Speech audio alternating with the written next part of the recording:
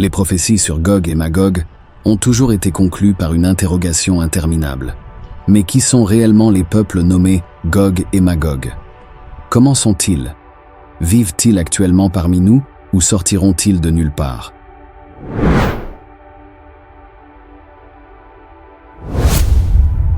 Pour commencer, il faut savoir que les peuples de Gog et Magog sont mentionnés dans le Coran et dans la Sunna du prophète, sallallahu alayhi wa sallam, comme étant un signe majeur de la fin des temps. Il faut savoir que Gog et Magog sont des noms qui désignent deux tribus ou peuples d'humains issus de la descendance de Noé, paix sur lui. En arabe, ils sont appelés Yajouj et Majouj. Selon certains savants, ils sont les descendants de Japhet, le fils de Noé, et ils sont originaires d'Asie centrale. Ils sont connus pour être des gens violents, corrompus et destructeurs, qui sèment le chaos sur la terre.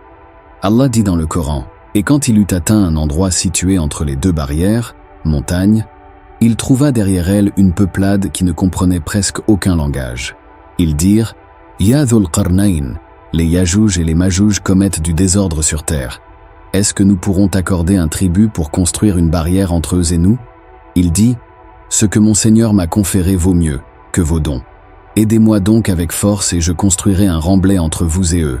Apportez-moi des blocs de fer. » Puis, lorsqu'il en eut comblé l'espace entre les deux montagnes, il dit, « Soufflez. » Puis, lorsqu'il l'eut rendu une fournaise, il dit, « Apportez-moi du cuivre fondu, que je le déverse dessus. » Ainsi, ils ne purent guère l'escalader ni l'ébrécher non plus. Il dit, « C'est une miséricorde de la part de mon Seigneur. Mais, lorsque la promesse de mon Seigneur viendra, il le nivellera. Et la promesse de mon Seigneur est vérité. Nous les laisserons, ce jour-là, déferler comme les flots les uns sur les autres, et on soufflera dans la trompe et nous les rassemblerons tous. » Allah nous dit clairement que ces peuples enfermés entre deux montagnes sortiront de cet endroit pour déferler sur le monde, et que ce sera un signe évident de la proximité de l'heure. Les peuples de Gog et Magog sont des peuples qui sont très puissants militairement, et qui seront nombreux, donc qui auront une grande civilisation. Écoutez cette parole prophétique authentique très importante. Le prophète Muhammad, sallallahu alayhi wa sallam, dit aussi être entré un jour auprès de son épouse Zaynab, qu'Allah l'agrée, s'exclamant « La ilaha illallah » Malheur aux Arabes, à cause d'un malheur devenu proche. Aujourd'hui, quelque chose de semblable à ceci, et il fit un petit cercle de ses doigts, a été ouvert dans la muraille de Gog et Magog. Ceci nous montre que les peuplades de Gog et Magog étaient tout proches de sortir à l'époque du prophète. Dans d'autres récits et compréhensions des savants, les peuples de Gog et Magog peuvent aussi faire référence aux attaques des tribus mongoles, arrivées après la mort du prophète, sallallahu alayhi wa sallam. Ces attaques de tribus mongoles ont été tellement dévastatrices que les Arabes ont failli être anéantis à une époque. Il y a maintenant plus de 1400 ans que le prophète nous a avertis que la barrière de Gog et Magog a été trouée d'une brèche. Allah nous dit que ces peuples sèment la corruption sur terre et seront quasiment invincibles militairement. La preuve se trouve dans ce récit prophétique rapporté par Muslim. Puis Allah inspirera à Isa, Jésus. « J'ai fait sortir certains de mes serviteurs que nul ne pourra combattre. Abrite mes serviteurs sur le mont Sinaï. » Puis Allah enverra alors Gog et Magog, qui déferleront de toutes parts. Les premiers passeront devant le lac de Tibériade, qu'ils assécheront totalement. Puis les derniers y passeront également et diront « Il y avait de l'eau jadis ici. » Dans le même hadith, il a été rapporté que le prophète a dit concernant la disparition des Gog et des Magog. Issa et ses compagnons seront assiégés. Leur situation sera telle qu'une tête de taureau aura plus de valeur à leurs yeux que 100 dinars pour l'un d'entre vous aujourd'hui.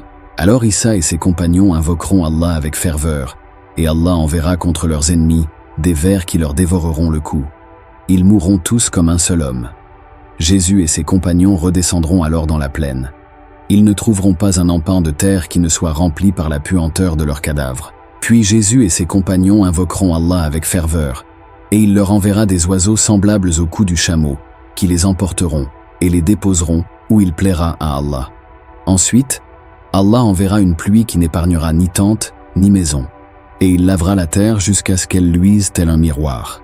Dans d'autres hadiths, il est dit qu'Allah les fera périr par une maladie qui les affectera dans le cou de chacun d'entre eux et qui provoquera leur fin. Mais avant tout ça et cette grande guerre mondiale terrible qui secouera la planète, Allah nous parle de ce que Gog et Magog feront à leur sortie dans le Coran. Beaucoup ne savent pas, mais cette interprétation claire n'entre pas du tout en contradiction avec ce que nous vivons actuellement. Écoutez attentivement. Allah nous dit dans le Coran, « Il est défendu aux habitants d'une cité que nous avons fait périr de revenir, jusqu'à ce que soient relâchés les Yajouj, Gog, et les Majouj, Magog, et qu'ils se précipiteront de chaque hauteur. » Ce verset du Coran est sujet à de nombreuses interprétations, et il l'a été au fil des époques. Mais aujourd'hui, certains estiment que les habitants de la cité détruite qui sont interdits de revenir sont ceux qui se proclament aujourd'hui être les enfants d'Israël. Le verset nous dit que ces gens reviendront dans cette cité dans laquelle ils y ont été chassés, juste après un déferlement de Gog et Magog. Allah nous dit qu'ils se précipiteront de chaque hauteur. Ceci veut dire qu'ils seront des conquérants et de redoutables guerriers. Les peuples de Gog et Magog ne sont pas enfermés sous terre ou derrière un mur de glace comme certains l'affirment sans science sûre. Seul Allah sait exactement qui ils sont. Les peuples de Gog et Magog sont des êtres humains comme nous. Ils sont prospères et nombreux sur terre, ce qui veut dire qu'ils ont une civilisation, des biens et de quoi vivre.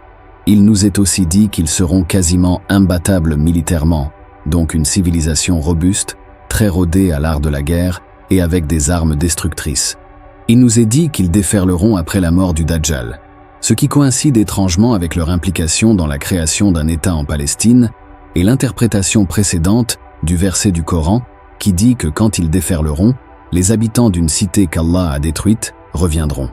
Et en effet, en l'an 70 de notre ère, l'armée romaine menée par le futur empereur Titus assiège et conquiert la ville de Jérusalem, qui avait été tenue par ses défenseurs juifs depuis 66. La ville est mise à sac, et le second temple de Jérusalem détruit. Il ne subsiste plus aucune maison ni construction dans toute la cité de Jérusalem. Je vous laisse à vos déductions en commentaire. Dites-nous ce que vous pensez de cette interprétation. Pour vous, les peuples de Gog et Magog sont parmi nous, ou alors ils vivent cachés quelque part sur terre? Avec toutes les informations présentes dans le Coran et la Sunna, nous avons énormément de détails pour savoir qui ils sont. Une chose est sûre, c'est qu'ils sont sur terre avec nous. Nous entrerons plus en détail sur les liens importants entre Gog et Magog et le Dajjal dans une prochaine vidéo. Qu'Allah nous guide et nous protège tous.